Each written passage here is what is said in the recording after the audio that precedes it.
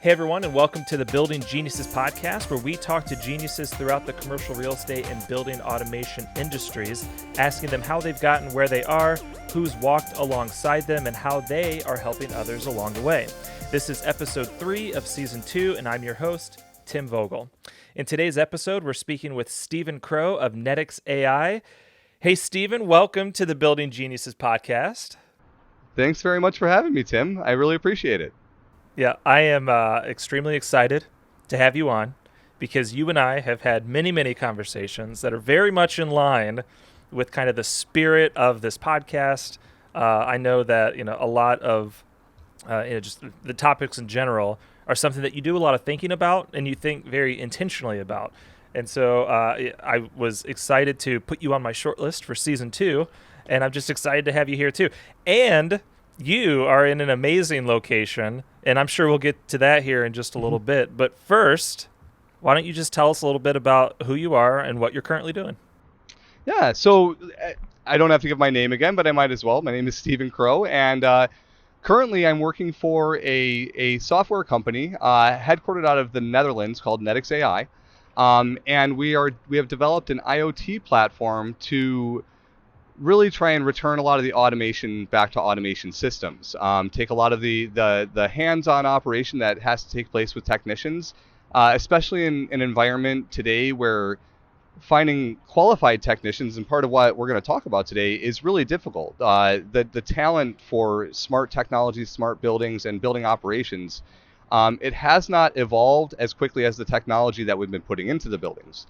And so I think we have a lot of buildings with a lot of very smart technology, but a lot of that smart technology is not utilized to its fullest. And in kind of short, that's a lot of what our platform is trying to do, is take that technology you've already invested into in the building and apply the operational and technical standards that you need to actually have it kind of work. Yeah.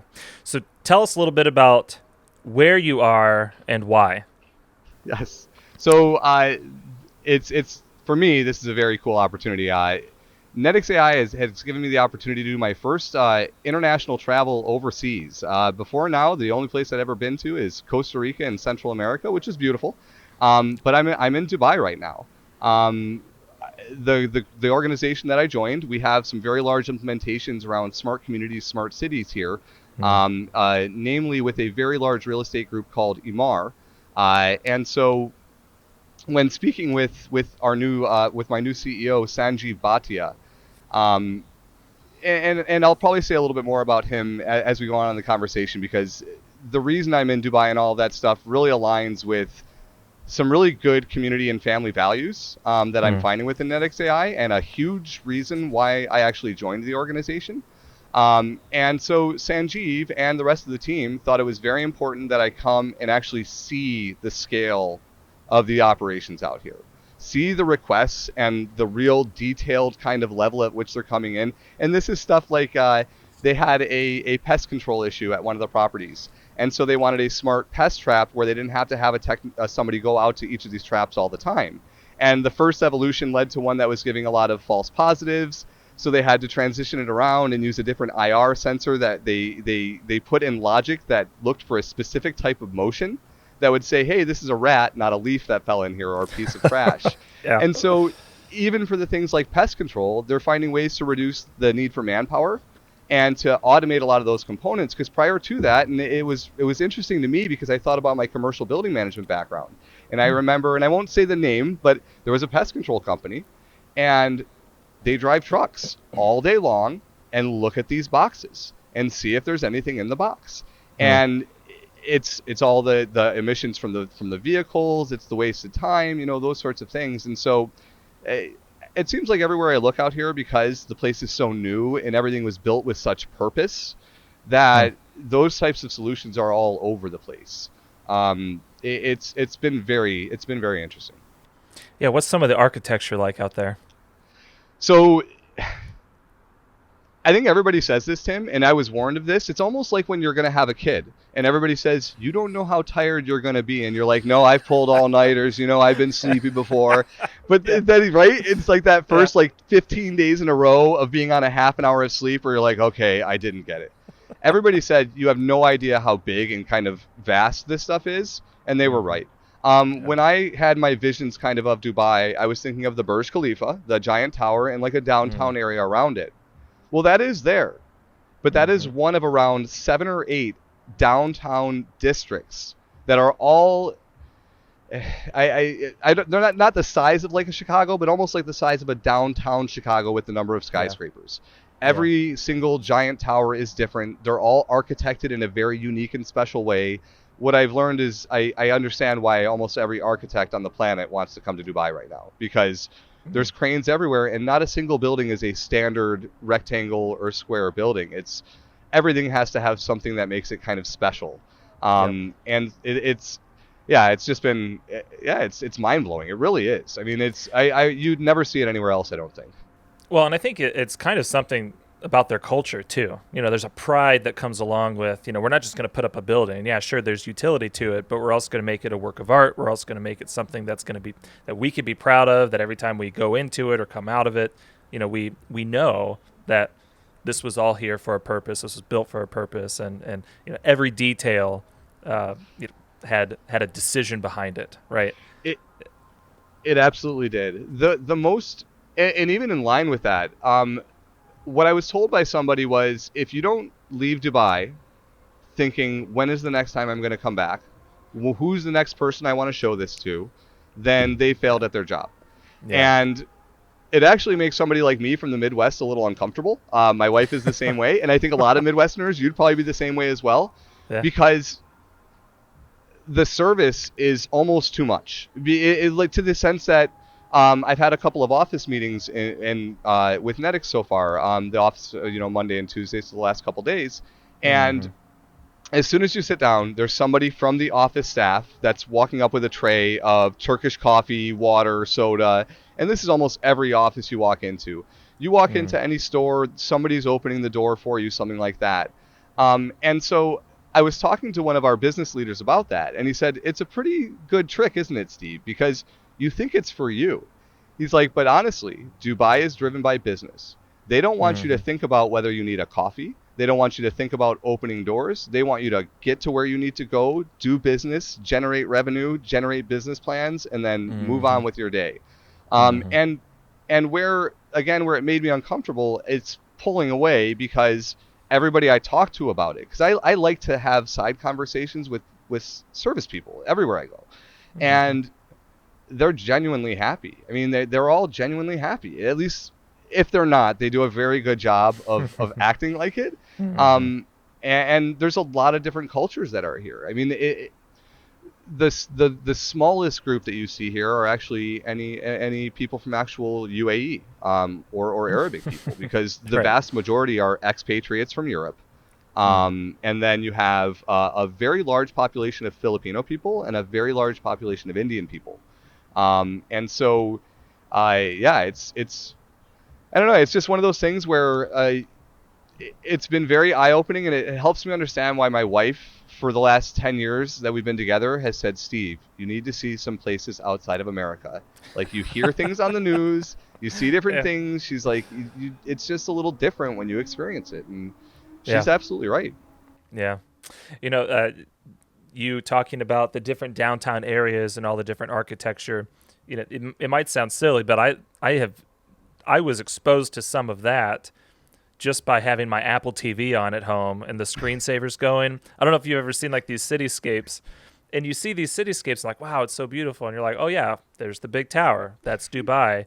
And then you see another one, you're like, oh, what town is this? And you click it and it says, oh, that's also Dubai. And then you see another one, you're like, oh wow, that's really cool, what's that?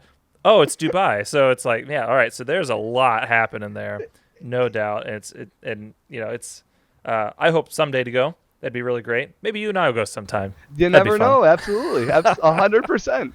Yeah. We could see KMC in the Middle East one day. So, Steve, let's talk about how you got into the industry. When did it first become of interest? Was it something that, did you go to school for something that had something to do with, like how far back you want to go here? I mean, I guess, what's your formal training, formal education in? Nothing. So just to go kind of far back, Tim, my career path is a result of early, really poor decisions as a young adult, leading me to a place of kind of despair where I didn't feel like I had any Mm. future and where I Mm. thought that nothing was going to work for me. I graduated high school in 2000, which feels like not that long ago, but in hindsight, right, 23 years ago, 22 years ago. And it was a generation or an era where the popular concept, especially where I was from, because I was in a fairly decent area, if you didn't go to college or go to university, you were a failure. Mm. That's what happened to the losers in high school. Is they're the ones that didn't go away to school. Because who didn't want to go to MSU, Michigan State, and party for 4 years? Who didn't want to go to Right. Central Michigan University and party for 4 years? And so that that's kind of where things started for me in a negative sense that actually led me into start developing skills that helped me a lot within this field, because it pushed me into construction. Construction, where I started off as a laborer and had to earn every single penny I made with foremen that were screaming at you because when you're new, you're the FNG, and I don't need to tell people, what Yep. that means. They probably Yep. know. And I was probably the FNG 3 or 4 times because it was during the recession when you would work yourself out of a job and then get to a new job. And it allowed me to get a lot of variance in my career where I learned a lot about excavation work, underground construction. I learned a lot about some carpentry and finish remodeling.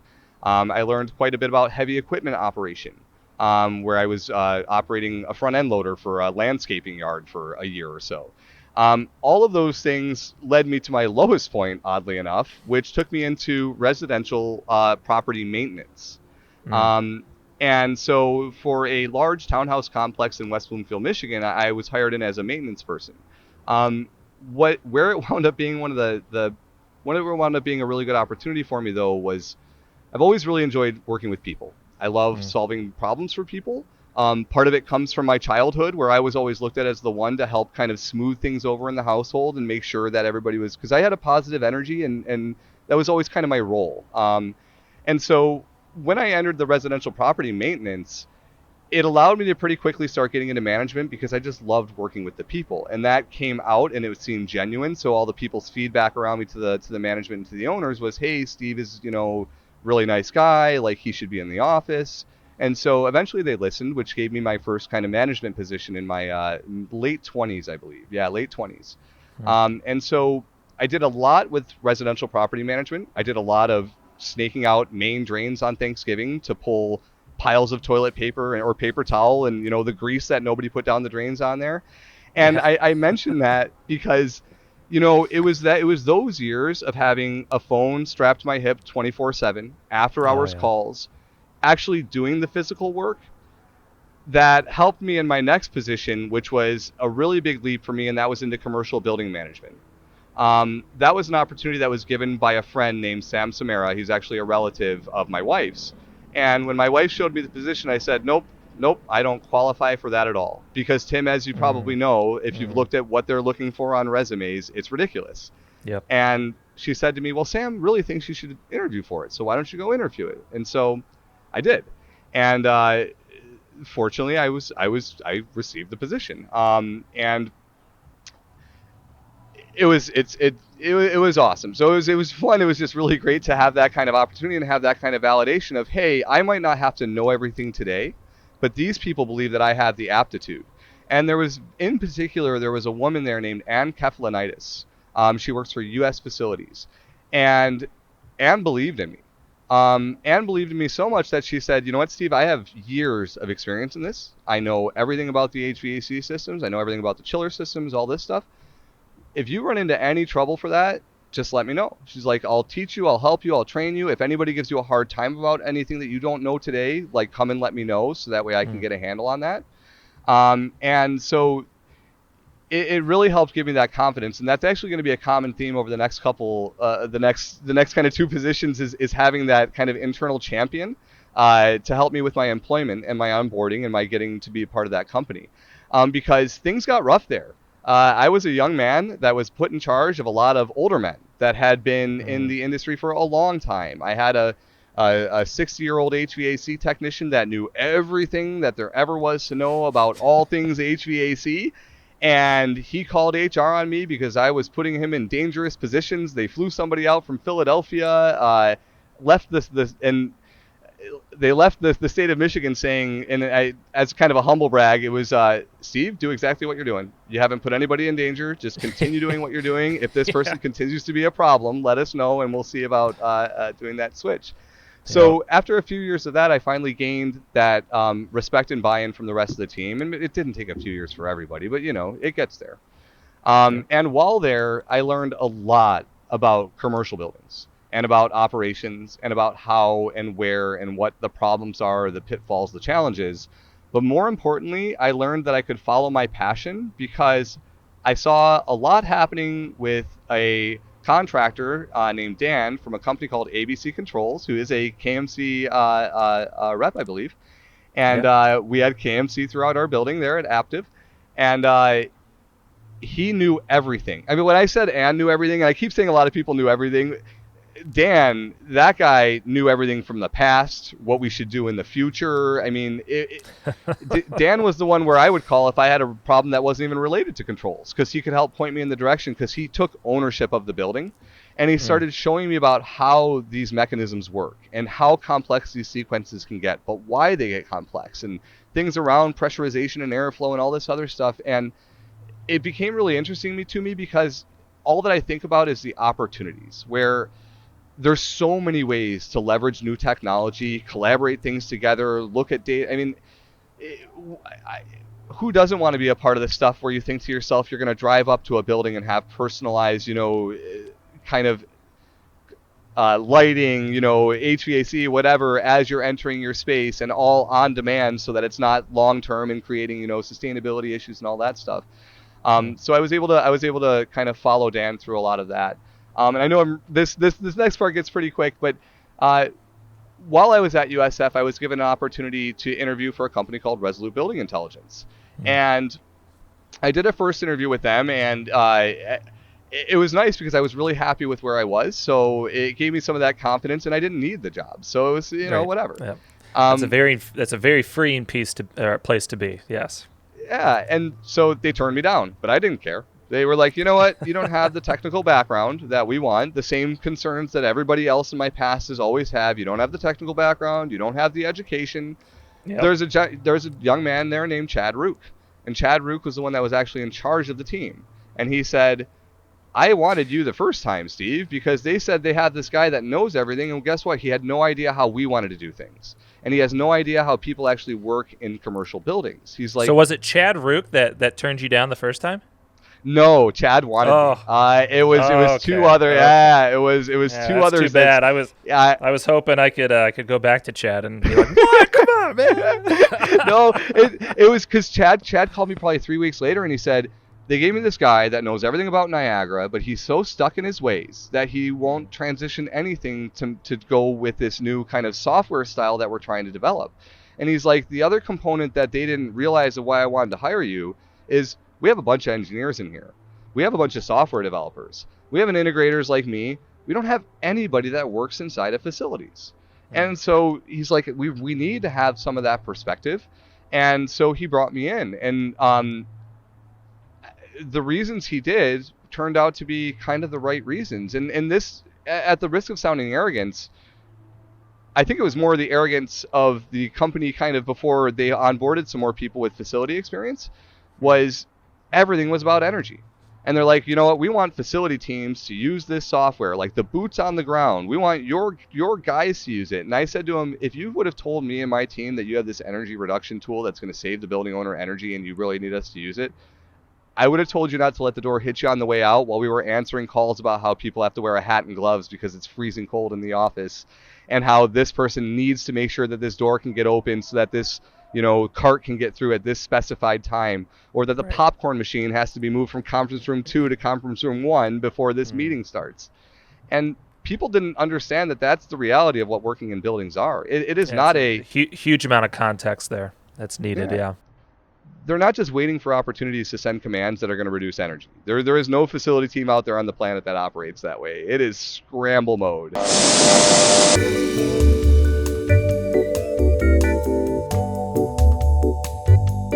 Well, for everyone watching, I may look a little different. I'm wearing something a little different. Steven's wearing something a little different. His background is not nearly as beautiful and outdoorsy as it was just mere moments ago because while we were originally recording this podcast, unfortunately, we had some networking issues. For reasons unbeknownst to us, we will leave the speculation to whoever. Obviously, we are some high-powered, diplomats, and our communications must be squandered. Only kidding. No. So, Stephen, it's so great to have you back and to continue this conversation. It has been a few weeks since we first started, so it's good to now come back to it. Let's dive right back in where we left off, and that is tell us about how you ended up at NETIX and what sort of led to Yeah. that. So with NETIX.AI, what really drew me to them was their CEO Sanjeev Bhatia.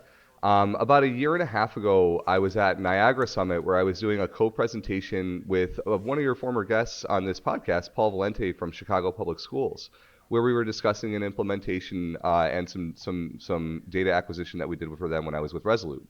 Sanjeev was a co-panelist on that as they were the Niagara Platinum sponsors at the time, and they were talking about smart cities in Dubai. Immediately following the presentations, we all got together and we had a conversation, and there wasn't a lot of business synergy between Resolute and NETIX.AI, but there was so much synergy between myself, my former CEO Chris Hallendy, and Sanjeev Bhatia as a person, where it was one of the things I've learned in this industry, Tim, and I think I might have even heard some of your other guests refer to this kind of similar component, is we're in an industry, unfortunately, where there has been a lot of dishonest people, a lot of dishonest sales, a lot of just dishonesty in general, because a lot of people are able to make a lot of money by being dishonest. And there's almost a huge wave of people that I believe you're a part of, and a lot of the people that you've had on this podcast are a part of, where we're kind of saying enough is enough, and we want to make sure people are far more honest, that data actually is used in kind of trying to help understand problems and things like that. And I know I make a long story long about everything, but either way, um, Sanjeev was one of those people where I was like, this guy's genuine. Like, hang on to him. Don't, whether you're working together or not, stay in touch with this person, keep in contact, because he's just a Mm. good person that's trying to do things genuinely. Um, and when I say genuinely, when we started talking about products and things like that, it wasn't, oh, my product's going to make $1 billion, or oh, my product's going to do this. It was, the world's got a lot of problems. Buildings are out of control. A lot of the OEMs have taken advantage over golden handcuff contracts, and there's just things that we need to do better for our children. And he has a couple of young children as well. So I think all that stuff kind of helped us relate to each other pretty well. Um, so it was the person. It almost wasn't even NETIX as a product. So we wound up having a couple of meetings between NETIX and Resolute. And because of where everybody was at the time in their business, it just didn't make sense for us to work together at all. Um, but I didn't forget about them. So it was probably a few months ago when due to some of the transitions and things happening at Resolute, I started saying to myself, well, I need to reach out to some people and at least build out some of my kind of resume components, get some referrals, things like that, so that way I can, if I decide this is the choice I'm going to make, then I at least have some things to Hmm. build it up. And this actually, it's almost kind of like a humble brag. And I don't say this as a place of coming from ego, but Tim, you probably have had similar experiences where when you are a vocal, positive kind of force in this space, you'll hear a lot of people say, oh, you can get jobs anywhere. Like, oh, there's so much work. I'm even one of them because I talk to high school kids all the time. And I say to them, this industry is ripe with opportunity. You can be fiscally independent, by the time you're 20, 21 years old. Um, but then when it comes to yourself, it's a little bit different. Like, that's where the rubber really meets the road. And Mm. what this industry has brought me is incredible, because through a combination of social media outreach, being very vocal when I'm on Teams meetings and when I'm with other people, and making sure that I'm supportive of partners and things like that, um, made it to where I reached out to about 4 people on LinkedIn and said, hey, we've worked together quite a bit. Would you mind writing me a quick referral?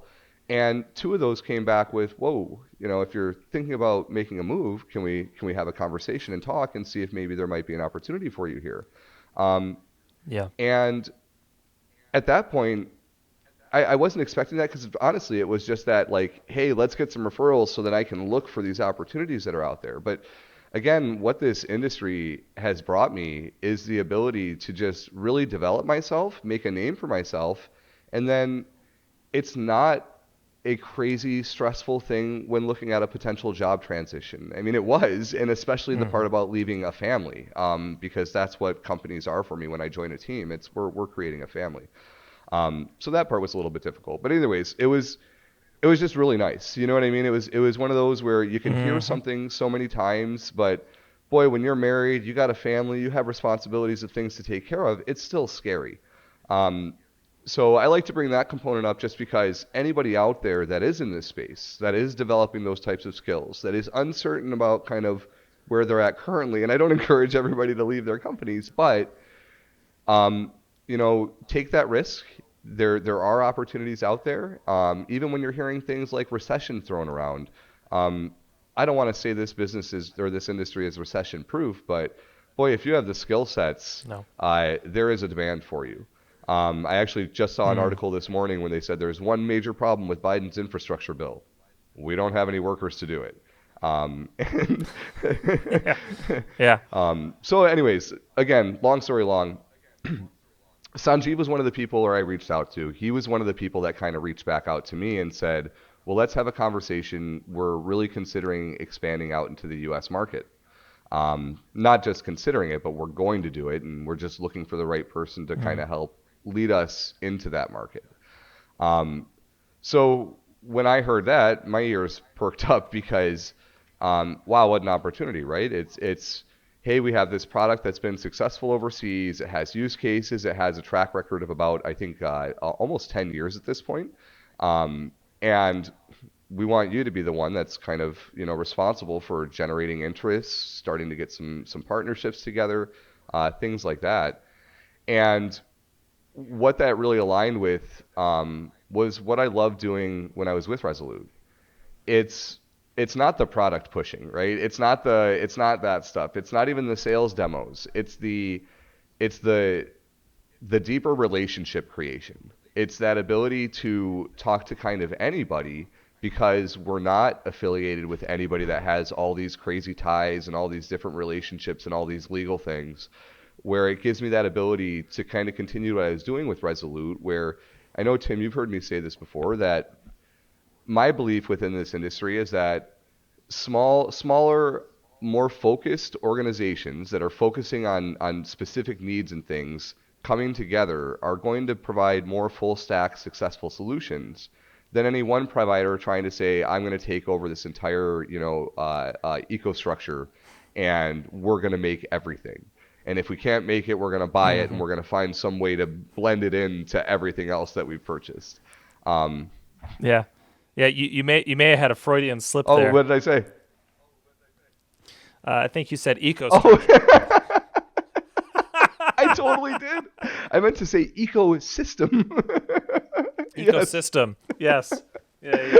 To all of our At friends Schneider. out there at Schneider, you know, respect where respect's due. Just know that that's probably, you know what, more than anything, Tim, that's a testament to the ecostructure marketing. Because if I'm saying Yeah. it just when I'm thinking of Yeah. ecosystem. It's like, let me get a Kleenex really quick. Exactly. Um, Yeah. No one says, do you have any right. puffs with lotion? Oh, Yeah. Sorry. but Anyways, yeah. yeah, we can get into marketing and yeah, But yeah. yeah, so that's what so had a couple conversations with Sanjeev, wound up having more conversations with more of his team, was introduced to his wife, met some of his family members, found out that the majority of people that work with him have worked with him for a number of years. The majority of the Yeah. team are people that came from large organizations in the past, saw issues within those mammoth organizations, and said, man, I feel like I can do better somewhere else.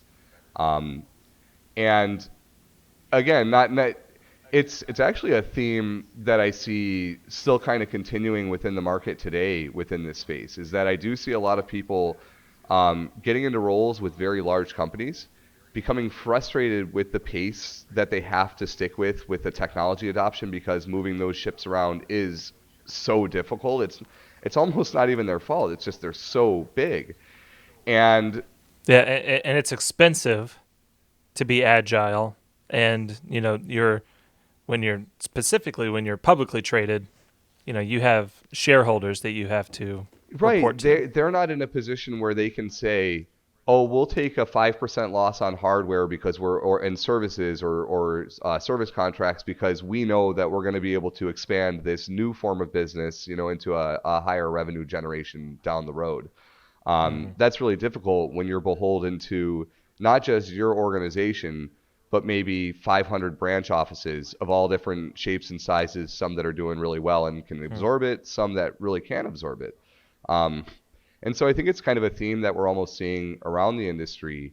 And again, part of this is because I'm so focused on the smaller kind of pieces and components.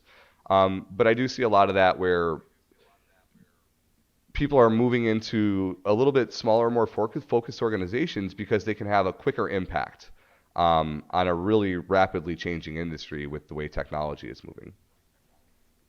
Um, Yeah. so that's that, along with a lot of other stuff, is why I wound up, choosing to go over to NETIX. I mean, it didn't hurt that part of the conversation when I was meeting with Sanjeev was, well, it'd be really important to us that you come out to Dubai and Amsterdam and some of these locations to see, the real implementation so you're not just talking from, rhetoric and you can actually experience it. And then he said, Yeah. and, we know your family is very important to you as it should be. We'd love for you to bring your wife with you to this trip so that she can kind of get to know us a little bit and we can make you guys feel like part of the family. Um, Yeah, so I saw that social media post. You had a couple posts about it while you were in Dubai, and that was when we had yeah. then set up our podcast also, because that was one of the things I wanted to talk about. Talk about how important that was to you, and kind of what it impressed upon you that they invited your wife with you. It was it was extremely meaningful because a lot of organizations talk about things and they're like, yeah, family's important, this, that, and the other, but then not many are. I, I told somebody a long time ago, and this has been with my last couple companies, that I always look for opportunities for my company to do the wrong thing and do the right thing, because those moments come up, and they're almost like it's almost like a background score that happens in my mindset where it's like, okay, that's one little one where you kind of showed me, hey, we don't care about your family as much as we talked about, caring about that and didn't really want to Hmm. back that up. So that was one of those things where it was like, oh, notch that up over there, right? Where it's like you were telling me when I was doing the interview process that you recognize my, desire not to be too far from my family for too long of a duration of time. You told me that you'd like me to be out here for 2 weeks because that would be just enough time to kind of get really deeply involved and invested. Um, and they wanted my wife to stay for 2 weeks, but we weren't able to bring our 5-year-old son and take him out of school and all that stuff. So 2 weeks before Christmas without your kid, I mean, that was rough for me. For her, it was a definite no go. So she wound up leaving about Yeah. halfway through. Um, but Yeah. that, Tim, we've talked about it a lot before. I'm doing this for my family. I mean, that's where even when I was doing the interview process with the Mm. other companies that I was speaking with, I told everybody my priority is my family. That's 100% it. And it may sound corny and stupid and like it's marketing fluff, but it's like the whole reason I'm so passionate about this industry is for my son. It's this whole idea of I want to stop being responsible for taking away experiences from his future within the environment. I'm sitting here in Chicago Mm. today, and I'll digress a little bit, but it was 53 degrees yesterday, Tim, and global warming or not, whatever you want to believe, it's like my kid has had no snow. My little sister said in Chicago this year, there's been no accumulated snowfall whatsoever. We're sitting at January 12th, and there's been nothing on the ground. When I was leaving Mm. Amsterdam, I noticed a plastic bottle on the ground, and there's not many of them because they do a really good job of having social responsibility out there for that type of stuff. And I thought to myself, all right, so maybe we're not gonna believe in warming, and that's okay, and it's there's a lot of scientific back and forth between that, anyways. But how can any of us deny that every single little piece of single-use plastic that you run against is either from my parents, your parents, you, or me, right? It's like it's not a 100-year-old problem. This isn't something that could Right. cyclically happen throughout the history of Earth over millions of years or whatever. It's like when you walk out there and Hmm. you see a wrapper on the ground, that's from us. When you see a plastic bag, that's from us. And it's because it was a Hmm. little bit cheaper to get plastic bags. It was a little bit easier to carry more. Convenience, convenience, convenience. And it's like, Yep. Looked yeah, prettier. and it's like that's a whole other tangent around leaf collection, Tim, and why that, this year was the year for me pushing back on bagging up leaves and sending it in. It's like doing this because it looks prettier. It's worse for the environment. Trucks have to roll to pick up all these leaves. In my neighborhood, they talk about them going to a compost pile, but they actually just go to the same trash dump. And it's like it's healthier for the ground to have the leaves all mulched up and taken care of. It's less work for me, but it's a little bit nicer looking to have that green, clean look on the lawn. So when the Mm. neighbors drive by, I can Mm. make them think that Crow family, they have it together. Responsible citizen. Exactly. You are a responsible citizen. Thank But it's like goodness. if we can build things like that up within our families and into the next generation, that stuff does change, right? It takes a while. Like I was talking about it with Mm. somebody around Thanksgiving, where my wife and I were kind of joking about it, and it's not even really a joke. It was Pilgrims and Indians 25, 30 years ago.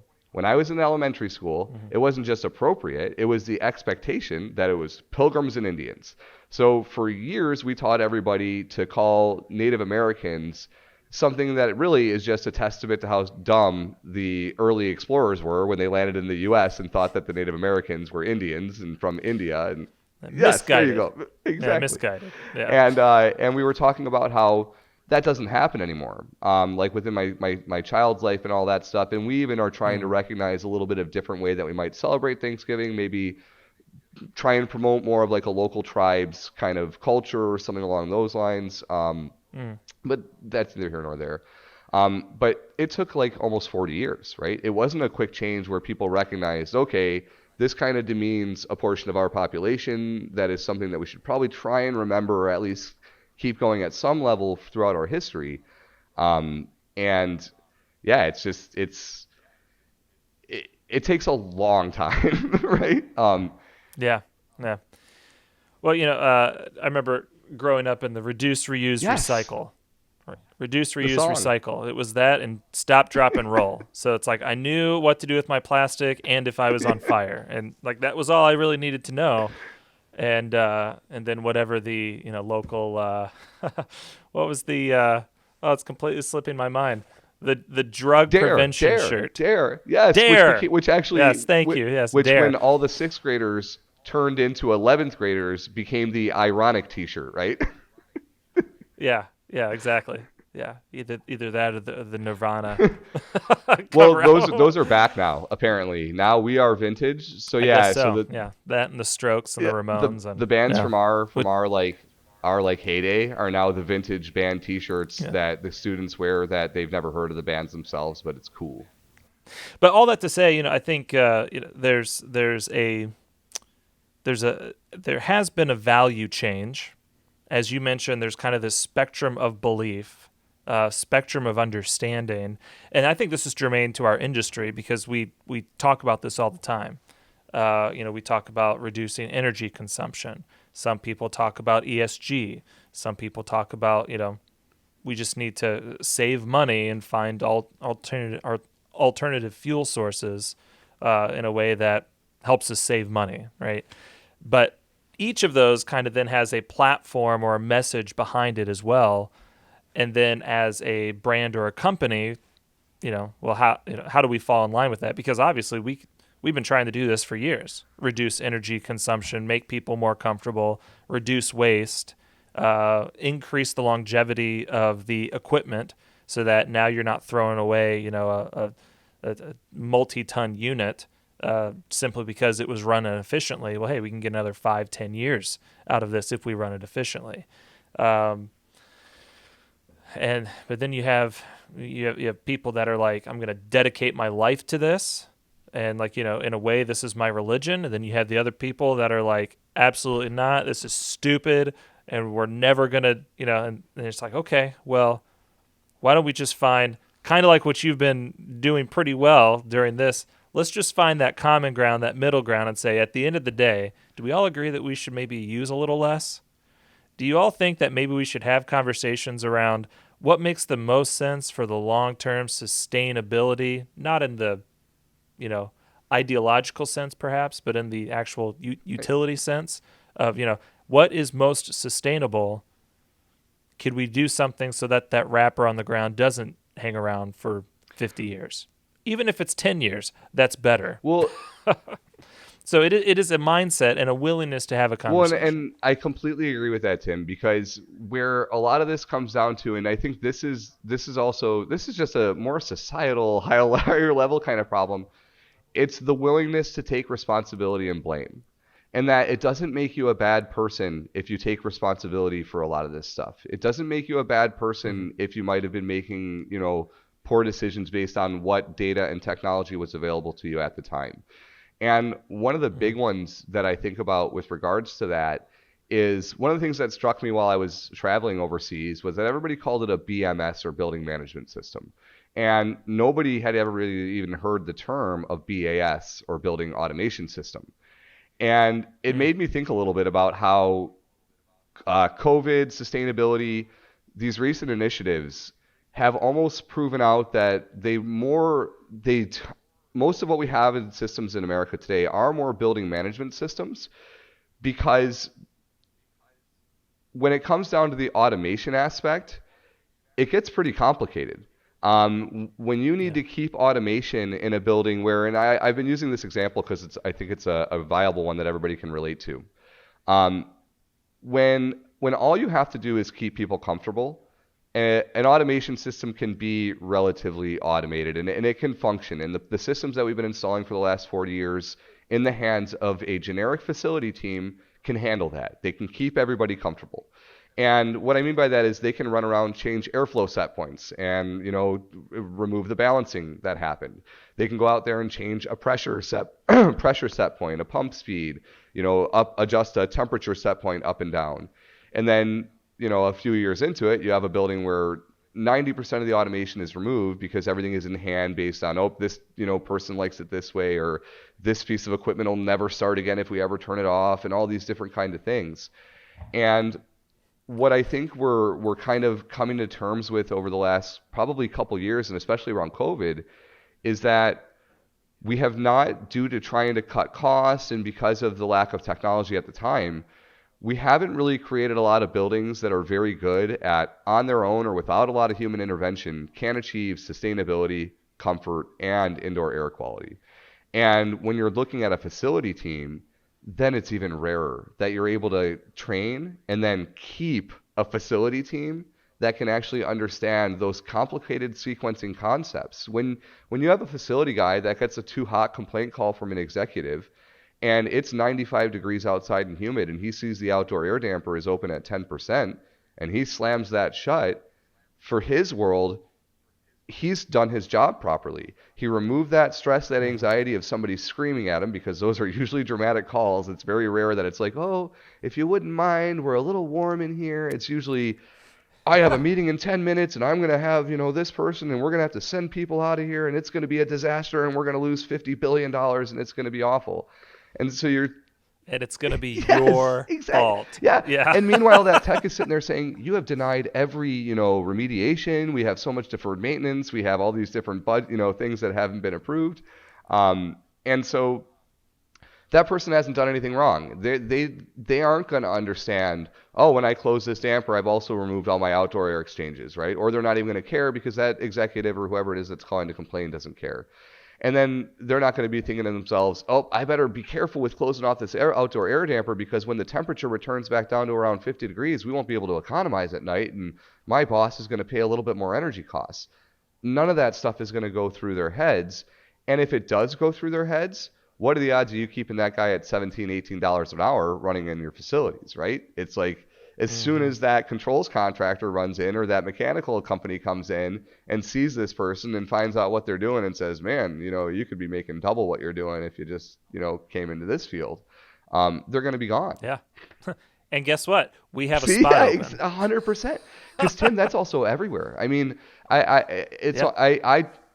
I work with a nonprofit, and I was talking with one of their graduates, who has had a job placement and is a little uncertain with the company that he chose to go into, just due to a lack of kind of additional training around something he was hoping to learn more about.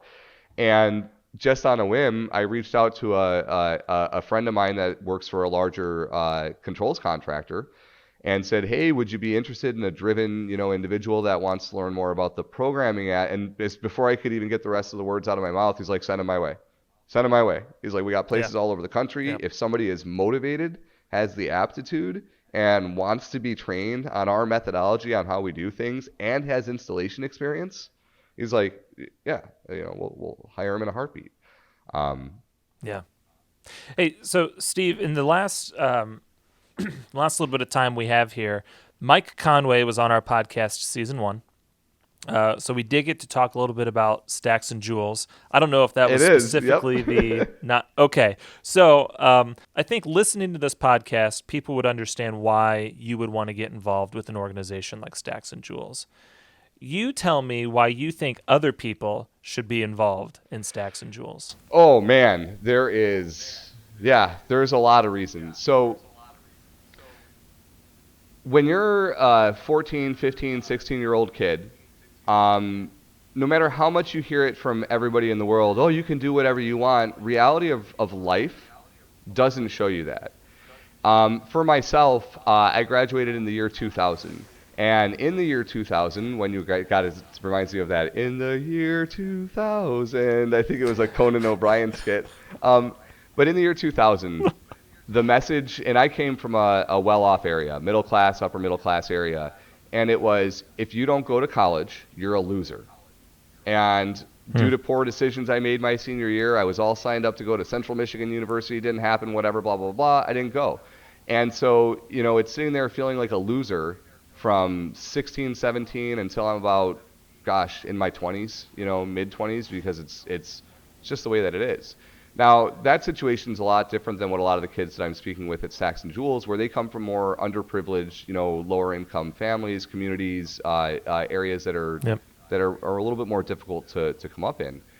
And I was thinking a lot about how it it's still the same issues that what I had, and it's really boils down to hope. And kids deserve hope. Not having hope stinks. It is like the worst feeling in the world when you don't have something to look forward to. It gets me almost emotional about it because I really internalized that Yeah. idea of being a 17-year-old kid and thinking to yourself, life's over, I'm going to have to go do this or I'm going to have to go do that. So what Stacks and Jewels does is it provides you an opportunity to have direct contact with young people where you can really go beyond just that, oh yeah, you can do it, and create yourself as a mentor within lives of people that are interested, and really see that impact. I mean, really share that idea of you don't think you can accomplish any of this, like fiscal, independence, generational wealth. These are not things that you believe are any part of your life, and Hmm. it's really just this knowledge that Stacks and Jewels is genuinely creating the ability for people in areas that wouldn't think it's for them generational wealth and a pathway, and how to Hmm. actually do it. Because, I said that term generational wealth twice. It goes beyond money. It's also knowledge. It's my Yeah. parents, bless their hearts, wonderful people. My dad knew how to get a job with the county and stick with it for 30 years. My mom knew how to get a job as a nurse and stick with it for 40 years because that's what people did Yeah. 40, 50 years ago, and that's when my dad was able to have that job, make enough money to buy a house at 18, do all that other stuff. But that's kind of where their knowledge level stopped. It took another 10 or 15 years for me to kind of learn what I know today, about how Hmm. to promote yourself within a business, how to, work within a business type of organization, generate business, BDR. Just all the different things where I feel like today with my son, I have so much I Yes. can share with him on how to be successful. Well, all these kids don't have that. And so if it's as much fun to give it away as it is, and if you get, like I was telling one of the young people the other day, man, and Tim, I know you'd get this. It's just, uh, imagine me not hearing from anybody, and then just seeing somebody popped up on LinkedIn where it's like, worked with you at Stacks and Jewels 5 years ago, and they're like, they're taking a position or they're doing this thing. It's like, that's Yeah. incredible, because then they're going to give that to somebody else. It's rewarding and it's Life life changing. changing. Yeah. Yeah. Yeah. And so the invitation then is for anyone listening to reach out to Mike Conway and say, Mike, how can we help? Whether that's come and support a cohort for an And evening and do some teaching and do a lesson. Very easy. We did it back in September. It was awesome. So much fun. Looking forward to doing it again. Or, maybe it's just a donation or an advertisement or a promotion, or depending on where you sit kind of in the vertical ladder of the industry, maybe you're a system integrator, reach out and say, hey, if you have a candidate, let us know. We'll raise our hand as being one of the people. Or if you're a manufacturer, highlight them. well, In a way, the podcast was a way for us to highlight them to a broader audience because of the good work that they're doing. and think about it with regards to your own area, right? It doesn't have to be a big giant city, but you can think to yourself, man, am I in an area where there's a number of people that could use, good jobs, or that might not have access to these Right. types of things? Well, that's the other thing too, is it doesn't have to be Yep. Stacks and Jewels.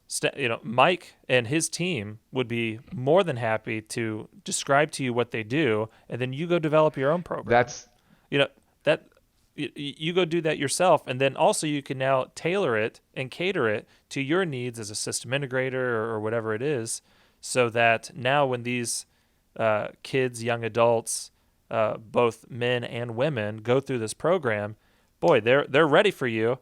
What labor problem? exactly. Yeah, everyone else can have a labor problem. That's exactly what and Mike talks about that a lot, Mike Conway, where, everybody talks about a labor problem, and part of it is a perceived labor problem. Because if you went into how many of these urban areas and said, all right, guys, we have all these 70 to 90 or $100,000 jobs that we need to fill within the next couple of years. None of you guys are interested or want that, right? Oh, it doesn't require 6 years of training. You're not going to have 15 years of experience. You're not going to have a written letter from a congressman. All you're going to have is this training, willingness to come in here and work hard for your first, few years at learning and getting it. And then, I mean, Tim, you know as well as I do, when I go into these classrooms occasionally and talk to the students and make a bold statement like, you could make a six-figure income in the city of New York area, in the city of Chicago area, within 3 to 4 years in this type of a role, if you work hard and if you dedicate yourself to it. That's not smoke and mirrors. That's not like, No, it's not even that unreasonable. Now in other markets, sure, it's lower than that, but it's like sure. you're within a couple of years. I mean, again, I just think to myself, if I would have found this space at 17, 18, at 21, 22, oh my gosh, it's a different ball game for me, you Yeah. know? The opportunity really is amazing. I mean, it's amazing and incredible, and you can't talk about it enough. However, Steve, we have come to the end of perhaps what can be called part two, but once all put together, part one of many additional parts in the future, I'm sure, and conversations that'll be published between you and I. Thank you so much for everything that you're doing, your attitude, your posture in the industry. Like you said, you're a vocal, positive person, and you try to make that known as much as possible, whether it's through social media, you're volunteering, or even doing things like this. So thank you for who you are and what you're doing and what you're trying to push forward. Thank you for being a building genius, and thanks for coming on the podcast. Well, all those things, Tim, that you just said, I think just kind of go right back to you, because it's the same reason why you're doing all this, right? It's to expose this stuff, to show people how great this industry is and that other people can join it, and kind of what the pathways look like. So keep this stuff up. All your guests have been awesome. And I don't just say that because I'm now one of them, but Yeah. yeah, I really look forward to speaking again with you at some point. Awesome. All right. Thank you, Steve. Thank you, Tim. Well, that wraps this episode of the Building Geniuses podcast, a production of KMC Controls. It's been great having you listen. Thank you so much. We always appreciate it. If you've enjoyed this episode, please like, subscribe, share. If you want to see someone on a future episode of this podcast, please tag them in the comments or reach out to us and we can tag them into the comments. And as always, thanks for listening. Until next time, learn something new, teach someone something, and build your inner genius.